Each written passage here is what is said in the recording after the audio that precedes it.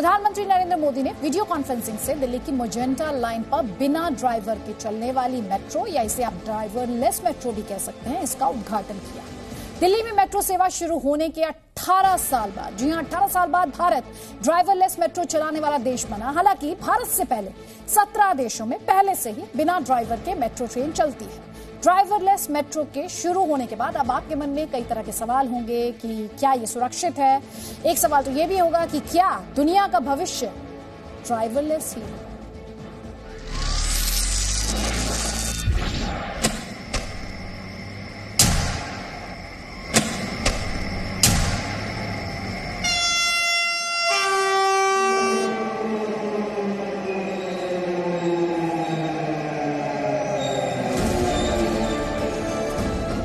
आप इस वक्त जिस मेट्रो ट्रेन के सफर को देख रहे हैं उसे कोई ड्राइवर नहीं चला रहा, ये मेट्रो खुद ही चल रही है। ये है देश की पहली ड्राइवरलेस मेट्रो ट्रेन। दिल्ली में ड्राइवरलेस मेट्रो का सपना अब साकार हो गया है। प्रधानमंत्री मोदी ने वर्चुअली इसका उद्घाटन किया। आपको इस बिना ड्राइवर वाली मेट्रो की एक एक खासियत बताएंगे और साथ ही बताएंगे कि आखिर ये किस तरह काम करती है और इमरजेंसी सिचुएशन में ये कैसे काम करेगी। लेकिन उससे पहले आपको घर बैठे ड्राइवरलेस मेट्रो का सफर करवाते हैं। जी न्यूज रिपोर्टर रूफी जैदी ने ड्राइवर की कैबिन में बैठकर ड्राइवरलेस मेट्रो में सफर किया। यात्रीगण कृपया ध्यान दें, ड्राइवरलेस मेट्रो के सफर पर आपका स्वागत है। आज हम आपको उस मेट्रो का सफर दिखा रहे हैं जो बिना ड्राइवर के ही आगे बढ़ रही है। देश की पहले ये ड्राइवरलेस मेट्रो है। यहाँ पर आप देखिए, ये जो सिस्टम है इस पर लिखा है UTO, जिसका मतलब है अनअटेंडेंट ऑपरेशन, यानी यहाँ पर ड्राइवर नहीं है। फिलहाल आपको इस कैबिन में एक ऑपरेटर जरूर नजर आएगा। ये रोमिंग ऑपरेटर होगा। अगर लोगों को कोई भी दिक्कत होगी तो ये उनसे जाकर बात कर सकते हैं। लेकिन जिस तरह से समय आगे बढ़ेगा और ये मेट्रो के ऑपरेशंस आगे बढ़ेंगे तो फिर वहां पर रोमिंग ऑपरेटर की जरूरत भी नहीं होगी। यहाँ पर पहले एक ड्राइवर हुआ करता था जो सारे कंट्रोल अपने हाथ में रखा करता था, लेकिन अब ये जो सारे कंट्रोल हैं ये कम्युनिकेशन बेस्ड कंट्रोल रूम के जरिए ही कंट्रोल होंगे। ड्राइवरलेस मेट्रो पूरी तरह ऑटोमेटिक होगी। मेट्रो ट्रेन में सुबह 5 बजे का अलार्म होगा। अलार्म बजते ही मेट्रो नींद से जाग जाएगी, यानी स्टार्ट हो जाएगी। नींद से जागने के बाद इसके कंट्रोल सिस्टम खुद ही एक्टिवेट हो जाएंगे। मेट्रो खुद ही अपने सारे कंट्रोल सिस्टम चेक भी करेगी। ये सारा काम पहले ड्राइवर किया करते थे, लेकिन अब ये काम ड्राइवरलेस मेट्रो खुद से करेगी। सिस्टम चेक करने के बाद ये मेट्रो अपने तय समय पर यार्ड से प्लेटफॉर्म तक जाएगी। उसमें ये पूरा फीड किया जाएगा कि अगर कोई ट्रिप है उसमें 25 मिनट लगेंगे तो अगली बार जब मेट्रो जाएगी तब भी उसमें 25 मिनट लगेंगे। यानी जब पहले ड्राइवर हुआ करता था तो टाइम में कुछ आगे पीछे जरूर हो सकता था, लेकिन अब इसकी कोई गुंजाइश नहीं है। यानी यात्रियों की जो यात्रा है वो भी और ज्यादा सुखद हो जाएगी। टाइम बिल्कुल फिक्स हो जाएगा। जो एरर है उसकी गुंजाइश नहीं होगी। हाई डेफिनेशन कैमरास लगाए गए हैं जिससे पूरा ट्रैक मॉनिटर किया जाएगा। उसके अलावा जो तमाम टेक्नोलॉजी है उसका इस्तेमाल यहाँ पर किया गया है, जितनी भी एडवांस टेक्नोलॉजी है, जिससे पूरी जो यात्रा है आपकी वो सुरक्षित रहेगी। अब आपको समझाते हैं कि ये मेट्रो काम कैसे करेगी। इस मेट्रो को कंट्रोल रूम से ऑटोमेटिक तरीके से ऑपरेट किया जाएगा। Driverless metro communication based train control signalling यानी CBTC सिस्टम पर काम करती है। मेट्रो ट्रेन से निकलने वाला सिग्नल सीधे सीधे कंट्रोल रूम जाएगा, जहां से इसी रूट की दूसरी ट्रेन को भी मॉनिटर किया जाएगा। CBTC सिस्टम की वजह से ड्राइवरलेस मेट्रो पूरी तरह से सुरक्षित होती है। अगर एक ही रूट पर 2 मेट्रो ट्रेन आ गई तो मेट्रो ट्रेन कुछ दूर पहले ही रुक जाएगी। दरअसल इसके कंप्यूटराइज्ड सिस्टम में 2 ट्रेन के बीच की दूरी को पहले से दर्ज कर दिया जाता है, जिससे किसी भी परिस्थिति में 2 ट्रेन के बीच टक्कर की गुंजाइश नहीं रहती।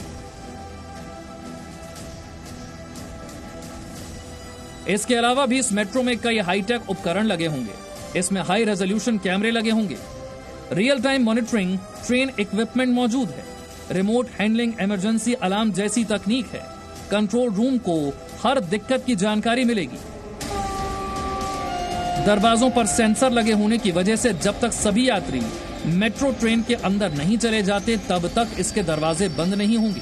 फिलहाल कुछ वक्त तक ड्राइवरलेस मेट्रो ट्रेन में ड्राइवर मौजूद रहेंगे, लेकिन धीरे धीरे ड्राइवर को हटा दिया जाएगा और उसके बाद ड्राइवर कैबिन को भी हटा दिया जाएगा। फिर आम लोग भी ठीक सामने से ड्राइवरलेस मेट्रो को चलते हुए देख सकेंगे। मुझे आज से लगभग 3 साल पहले मैजेंटा लाइन के उद्घाटन का सौभाग्य मिला था। आज फिर इसी रूट पर देश की पहली पूरी तरह से ऑटोमेटेड मेट्रो, जिसको हम बोलचाल की भाषा में ड्राइवरलेस मेट्रो भी कहते हैं, इसका उद्घाटन करने का अवसर मिला। आधुनिक सोच ये कहती है शहरीकरण को चुनौती न मानकर एक अवसर की तरह इस्तेमाल किया जाए। दुनिया में सबसे पहली ड्राइवरलेस मेट्रो 1982 में जापान में चली थी। दिल्ली में मेट्रो सेवा शुरू होने के 18 साल बाद ड्राइवरलेस मेट्रो शुरू हो गई। मेट्रो तो सिर्फ एक बानगी भर है। अब दुनिया ड्राइवरलेस टेक्नोलॉजी की तरफ बढ़ रही है।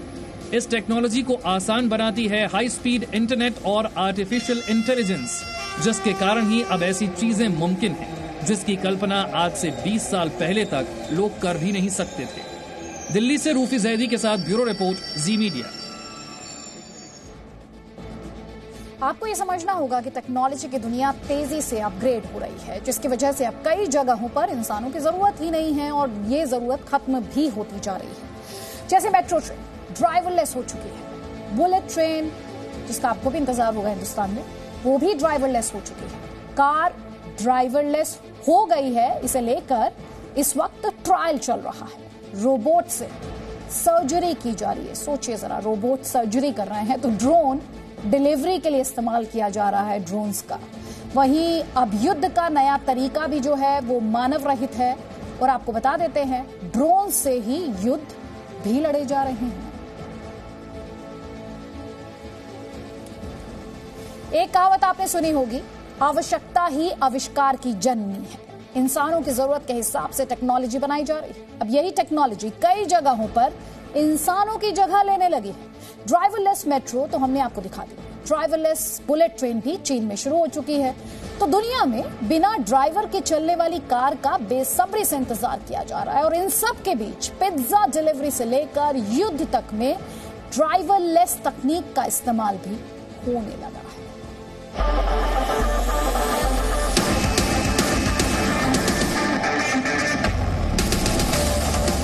Driverless metro, driverless bullet train और जल्द ड्राइवरलेस कार।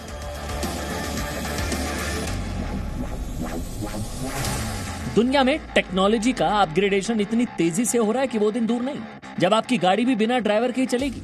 दुनिया में बिना ड्राइवर के कार की टेस्टिंग कई साल पहले से चल रही है। दुनिया के सबसे बड़े सर्च इंजन गूगल ने 2017 में ही ड्राइवरलेस कार की टेस्टिंग शुरू कर दी थी।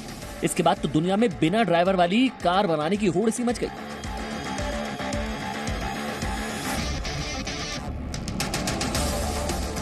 कार निर्माता कंपनी फोर्ड का दावा है कि 2022 में वो ड्राइवरलेस कार लॉन्च करेगी। निसान ने भी दावा किया कि 2022 तक उसकी भी ड्राइवरलेस गाड़ी आ जाएगी। अगस्त 2018 में जापान के टोक्यो में एक एक्सपो के दौरान पहली ड्राइवरलेस टैक्सी आम लोगों के लिए शुरू की गई थी, जिसमें कोई भी ड्राइवर नहीं था। हालांकि ये ट्रायल के तौर पर था। बिना ड्राइवर वाली कार को लेकर कहां क्या स्थिति है वो भी जान लीजिए। ब्रिटेन में पिछले कुछ समय से ड्राइवरलेस कारों का ट्रायल चल रहा है। चीन में भी पिछले कुछ समय से बिना ड्राइवर के चलने वाली कार का ट्रायल चल रहा है। दुबई में तो मार्च 2020 में एक्सपो में ड्राइवरलेस कार का इस्तेमाल भी किया गया था।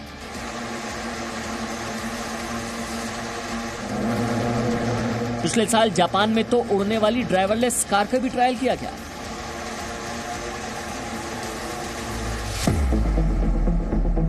बिना ड्राइवर के लेकिन टेक्नोलॉजी के दम पर लोगों को सुरक्षित तरीके से एक जगह से दूसरी जगह पहुंचाने की शुरुआत हो चुकी है। अब तो ड्रोन से डिलीवरी का दौर आ चुका है। दुनिया के कुछ देशों में पिज्जा और फूड की सप्लाई दरवाजे तक डिलीवरी ड्रोन से की जा रही है। ड्रोन का इस्तेमाल पहले निगरानी के लिए, फिर सामानों की डिलीवरी के लिए होने लगा। अब तो दुश्मन को तबाह करने के लिए सैनिक भेजने की जरूरत नहीं होती। ड्रोन हमले में अपने दुश्मनों को बर्बाद करने की टेक्नोलॉजी दुनिया के कई देशों ने अपना ली है। कुछ और ऐसे सेक्टर हैं जहां इंसान की जगह विज्ञान ने ले ली है। रोबोट। अब तो रोबोट कई जगहों पर इंसान को भी रिप्लेस करने लगे हैं। रोबोट से डॉक्टर सर्जरी तक करने लगे हैं। टेक्नोलॉजी हमेशा इंसान की सहूलियत के लिए होती है ताकि उससे हमारे वक्त और पैसे की बचत हो, लेकिन किसी भी टेक्नोलॉजी का फायदा तभी तक है जब तक उससे इंसानों का भला हो, ना कि उससे इंसानों की जिंदगी पर खतरा है। ब्यूरो रिपोर्ट, जी मीडिया। तो आपने सोने की अंगूठी, सोने का गहना और यहां तक कि सोने का बिस्किट देखा होगा, लेकिन क्या अभी आपने सोने के बर्गर को देखा? तस्वीर आपके स्क्रीन पर है। कोलंबिया के बगोटा में एक रेस्टोरेंट 24 कैरेट गोल्ड का बर्गर तैयार किया। दरअसल इस बर्गर में सोने की परत लगाई गई है, ठीक उसी तरह जैसे हमारे देश में मिठाइयों पर चांदी की वर्क लगाई जाती है। बर्गर के अंदर नॉर्मल बर्गर जैसे आलू और नॉन वेज टिक्की लगी हुई है, बस ऊपर से सोने का वर्क लगा है जिसे आप खा भी सकते हैं। आपको बता देते हैं इसकी कीमत क्या है। इसकी कीमत है $60, यानी करीब 6,300 रुपए।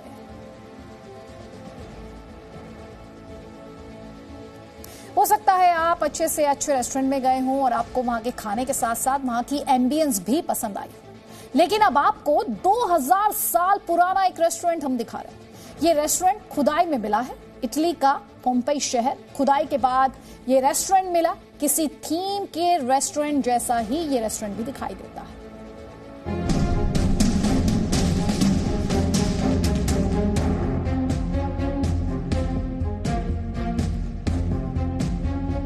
भारत और दुनिया भर में फूड कोर्ट और रेस्टोरेंट कुछ इस तरह दिखते हैं, लेकिन 2000 साल पहले का रेस्टोरेंट कुछ इस तरह से दिखता था। इटली के पोम्पेई शहर में खुदाई के दौरान ये फूड कोर्ट पाया गया है। रेस्टोरेंट में इस तरह से अलग अलग गोल आकार के खाने बने हुए हैं। यहाँ 9 खाने बने हैं। माना जा रहा है कि इन्हीं खानों में अलग अलग व्यंजनों को रखा जाता था। शायद ये एक तरह की भट्टी है जिसमें खाने को गर्म रखने में मदद मिलती हो।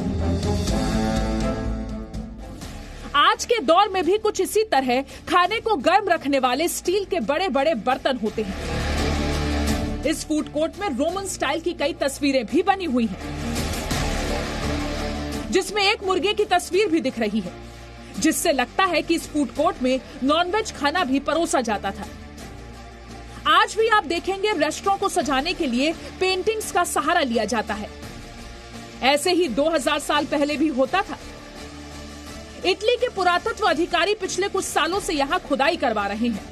इसी खुदाई के दौरान पोम्पेई में दुनिया का सबसे पुराना फूड कोर्ट मिला है। इतना ही नहीं, इन टेराकोटा के बर्तनों में 2000 साल पुराना खाना भी मिला है। Park director Massimo Ossana says it's the first time a whole one has been unearthed. 2 anni fa avevamo intercettato solo un lato del bancone.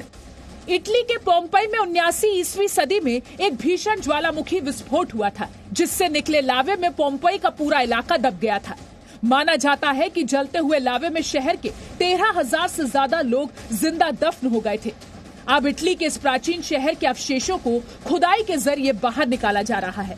Bureau report, ji media. क्या मौत के बाद भी जिंदगी होती है? आप कहेंगे ये कैसे हो सकता है, लेकिन ऐसा मुमकिन है। दरअसल गाजियाबाद में एक 41 साल की महिला ने मरकर भी 6 लोगों को नई जिंदगी दी। सैयद रफत परवीन नाम की एक महिला के दिमाग की नसों में खून जम गया था, जिसकी वजह से डॉक्टरों ने उन्हें ब्रेन डेड घोषित कर दिया, जिसके बाद सैयद रफत के परिवार ने उनके अंगों को दान करने का फैसला लिया। रफत के दिल, उनके किडनी, लीवर और आंख को दिल्ली और गाजियाबाद के मरीजों में ट्रांसप्लांट कर दिया गया। जिन मरीजों को रफत के ऑर्गन लगाए गए, वो रफत और उनके परिवार का तहे दिल से आभार जताते हैं। और वो हमारे हॉस्पिटल की इमरजेंसी में ट्रीटमेंट के लिए आई थी। हम लोगों ने उनको एडमिट करा, वेंटिलेटर पे डाला, मगर पूरी जांच के बाद फिर यही निकल के आया कि ब्रेन डेड है। तब उनकी फैमिली को हम लोगों ने समझाया तो लिवर और एक किडनी उन्होंने मैक्स हॉस्पिटल वैशाली को दी, जो कि हमने यहाँ पे ट्रांसप्लांट करी दूसरे पेशेंट्स में। देखिए, 4 लोगों को तो जिंदगी मिली और 2 लोगों को रोशनी मिली जिंदगी भर के लिए। इनकी आंखों से। तो मैं तो ये कहूंगी कि इन्होंने 6 जिंदगियों को रोशन किया। जैसे हमारा अबाउट 2 महीने से हमारी मौसी जी का चल रहा था इलाज, और फिर फाइनली जो है हमने यहाँ पर रजिस्ट्रेशन वगैरह कराया उनका, और मिरेकुलसली एकदम चमत्कारी तरीके से जो है हमें 1 हफ्ते में जब से हमने रजिस्ट्रेशन कराया कि इमीडिएट अर्जेंट रिक्वायरमेंट है, तो फिर ये महिला जो है जो थी जिनका ट्रांसप्लांट जिनसे करवाया, तो उनका न्यूज आई, फिर हमें पता चला और हमने इमीडिएटली किया। दिल से उनका बहुत बड़ा शुक्रिया करना चाहता हूँ, और हमारे पूरे परिवार में बहुत ज्यादा राहत की सांस मिली। जाते जाते 6 जिंदगी को रोशन कर गए। कुछ और खबरें बस थोड़ी देर में दिखाएंगे।